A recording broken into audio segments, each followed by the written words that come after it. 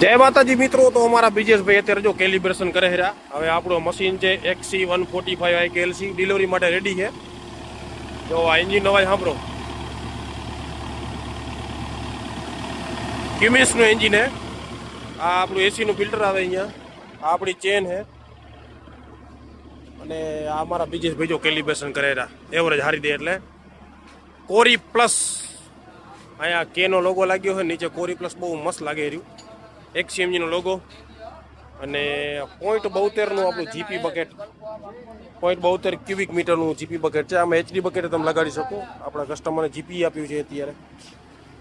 1 2 3 4 5 6 ને 7 રોલર છે.